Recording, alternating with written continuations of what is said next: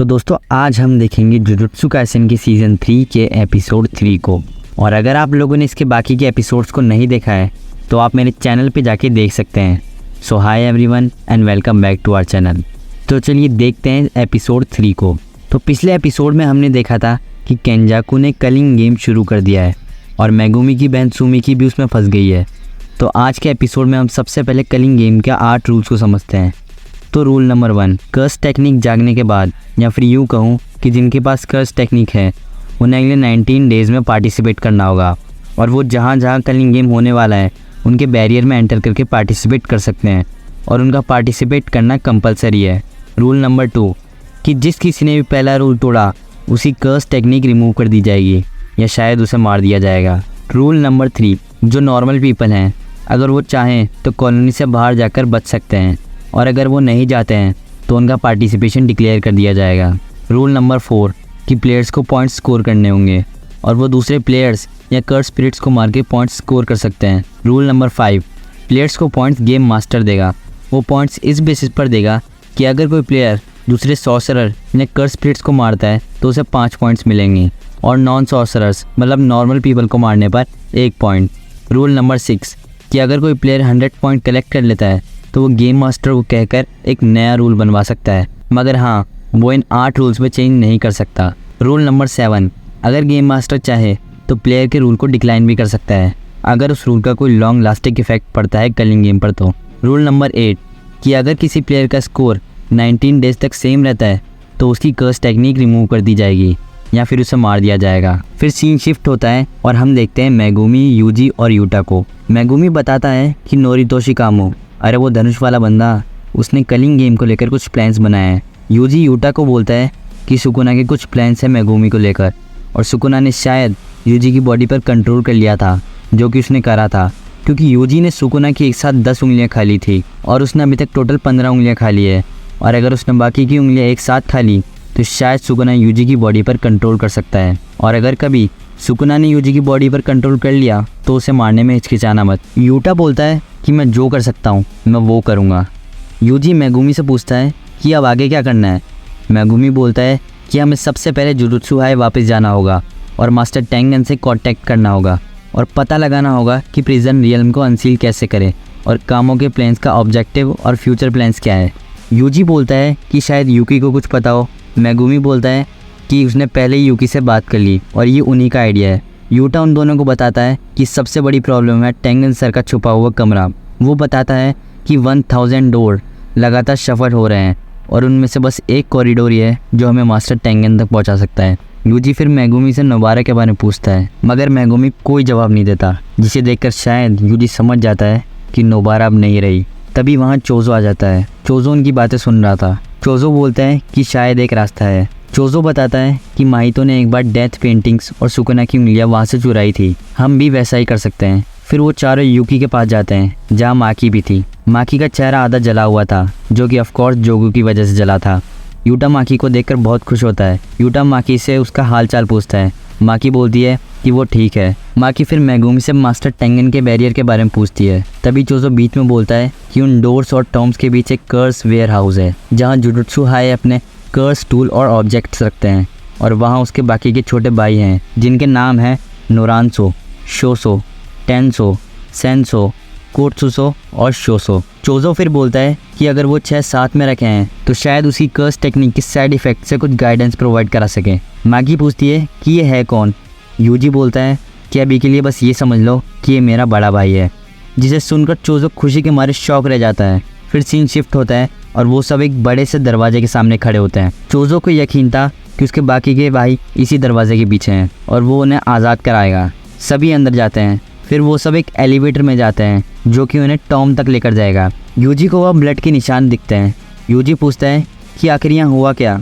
यूकी उन्हें बताती है कि 11 साल पहले यहाँ तबाही मच गई थी। गाइस अगर तुम अभी भी नहीं समझे तो ये तोजी की बात कर रही है, जब तोजो ने गोजो से यहाँ फाइट ली थी। खैर यूकी बोलती है कि वो रहा हमारा मेन श्राइन मतलब मंदिर। वो लोग अंदर जाते हैं मगर उन्हें कुछ नहीं दिखता, सब कुछ वहाँ ब्लैंक होता है। यूकी सोचती है कि टेंगन इस दुनिया में ज़रा भी इंटरफेयर नहीं करता, फिर भी शायद से हमें या हम में से किसी एक को रिजेक्ट कर रहा है। यूटा बोलता है कि यहाँ कुछ नहीं है और सुमिकी के पास ज़्यादा टाइम नहीं है, हमें वापस जाना चाहिए।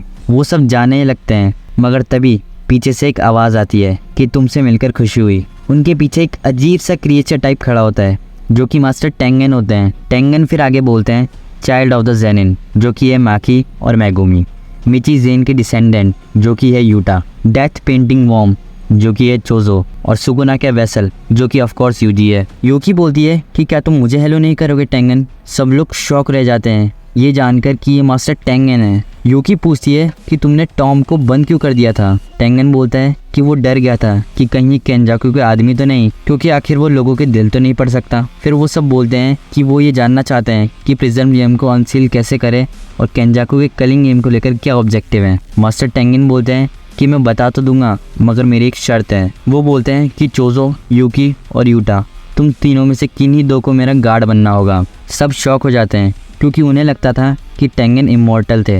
यूकी पूछती है कि ये सब कब तक करना होगा और वो मान जाती है। फिर मास्टर टेंगन सबको बताते हैं कि केंजाकू का ऑब्जेक्टिव जापान की पूरी ह्यूमैनिटी को इवॉल्व करना है। मैगुमी बोलता है कि हम सब ने इसके बारे में सुना है, मगर उसका असली इंटेंट क्या है। मास्टर टेंगन बोलते हैं कि उसके पास ह्यूमैनिटी के इवोल्यूशन के लिए जितनी कर्स एनर्जी नहीं है, और जो कर्स एनर्जी उसके कर्सेस में है वो उसे नहीं पा सकता। और मास्टर टेंगन बोलते हैं कि जिस मेथड का यूज़ करके वो इवोल्यूशन करने वाला है वो है ह्यूमन काइंड को टेंगन के साथ मर्ज करना। यूजी पूछता है कि क्या ये पॉसिबल भी है, और चोजो भी पूछता है कि आप तो सिर्फ एक हैं, फिर इतने सारे लोगों के साथ मर्ज कैसे होंगे। मास्टर टेंगन बताते हैं कि वो पिछले 11 ईयर से इवॉल्व हो चुके हैं और अब उनका मल्टीपल लोगों के साथ मर्ज होना कोई इम्पॉसिबल बात नहीं। फिर वो आगे बताते हैं कि मैं वो नहीं हूँ जो तुम मुझे अभी देख रहे हो। मेरी इवॉल्व हुई सोल हर जगह एग्जिस्ट करती है और मैं खुद में ही एक पूरी दुनिया हूँ, और जो कोई भी मेरे साथ मर्ज होगा वो एक सॉर्सरर से भी महान बन जाएगा, और वो होगा भी और नहीं भी होगा। मास्टर टेंगन फिर आगे बताते हैं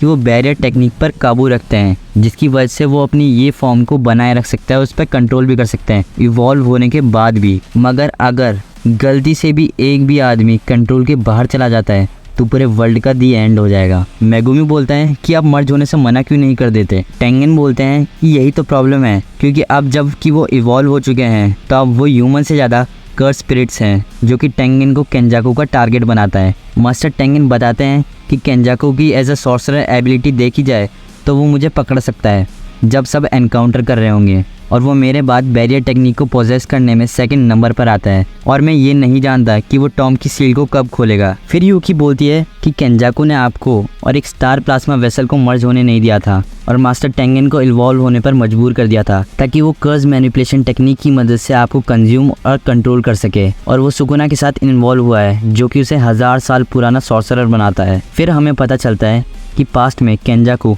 एक 6 आइज यूजर वाले सॉर्सरर से 2 बार हार चुका था, और मैं बता दूं कि वो गोजो नहीं था, मगर हाँ वो गोजो क्लैन से ही था। फिर केंजाकू को 6 आइज यूजर से इतना डर लगने लगा था कि उसने सेकंड टाइम बिना कोई चांस लिए अगले स्टार प्लाज्मा वेसल और 6 आइज यूजर को उनके पैदा होने के आधे महीने में ही मार दिया। फिर जब अगले स्टार प्लाज्मा वेसल और 6 आइज यूजर अपीयर हुए, उसके बाद केंजाकू ने अपना प्लान बदल लिया कि वो 6 आइज यूजर को प्रिजन रियल में कैद करेगा, क्योंकि वो जानता था तो वो 6 आइज यूजर को छू भी नहीं सकता, वो इतना ताकतवर था। और हाँ, इस बार टेंगन गोजो की ही बात कर रहा था। फिर वो बताते हैं कि 11 साल पहले एक अनएक्सपेक्टेड चीज़ जो नहीं होनी चाहिए थी वो हो गई। और गेस व्हाट, इस बार टेंगन किसकी बात कर रहा था?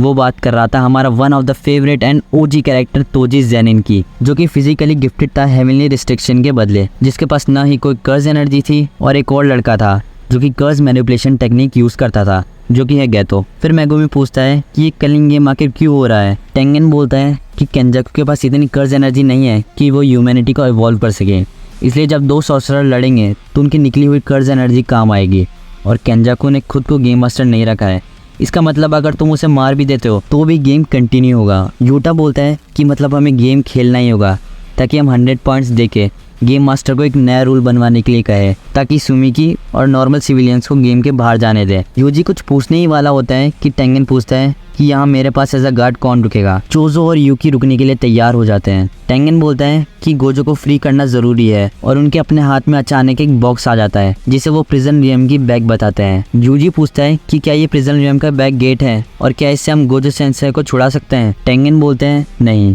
जैसे कि इसका फ्रंट पार्ट केंजाकू के पास है तो वो ही इसे खोल सकता है, मगर हाँ हम इस बैग गेट को इन्वर्टेड स्पीयर ऑफ हेवन या ब्लैक रोप से खोल सकते हैं, जो कि कर्स टेक्निक को कैंसिल कर देते हैं। मगर फिर टेंगन बताते हैं हैं कि 11 साल पहले गोजो ने खुद इन्वर्टेड स्पीयर ऑफ हेवन को डिस्ट्रॉय कर दिया था। और अगर वहीं ब्लैक रोब्स की बात की जाए तो वो भी गोजो ने लास्ट ईयर डिस्ट्रॉय कर दी। दोस्तों इस टाइम सबके क्या ही एक्सप्रेशन थे, मतलब देखने लायक। यूटा बोलता है कि वो मिगेल के साथ अफ्रीका इसलिए गया था कि वो बाकी की बची ब्लैक रोब्स को ढूंढ सके, मगर उसकी सारी मेहनत बेकार गई। फिर यूकी बोलती है कि एक रास्ता है, क्यों टेंगन? टेंगन बोलता है हाँ, और बताता है कि कलिंग गेम के पार्टिसिपेंट्स के बीच एक ऐसा सॉर्सरर है जो खुद को एंजल बुलाता है। और मैं तुम लोगों को बता दूं कि ये लड़का है, लड़की नहीं। हाँ तो मैं कहा था, हाँ एक सॉर्सरर है जो खुद को एंजल बुलाता है, और इसकी कर्स टेक्निक ये है कि वो किसी भी कर्स टेक्निक को रिमूव, ब्रेक, नलीफाई, कैंसिल, मतलब कि ये सब कर सकता है। बड़ी अजीब सी कर्स टेक्निक है ना। खैर इसी के साथ हमारा एपिसोड 3 खत्म हो जाता है। तो दोस्तों कमेंट में बताना कि तुम्हें ये एपिसोड और मेरा एक्सप्लेनेशन कैसा लगा, और वीडियो को लाइक करके चैनल को सब्सक्राइब करके बेल आइकन जरूर दबा देना। तो मिलते हैं अगले वीडियो में, तब तक के लिए बाय बाय।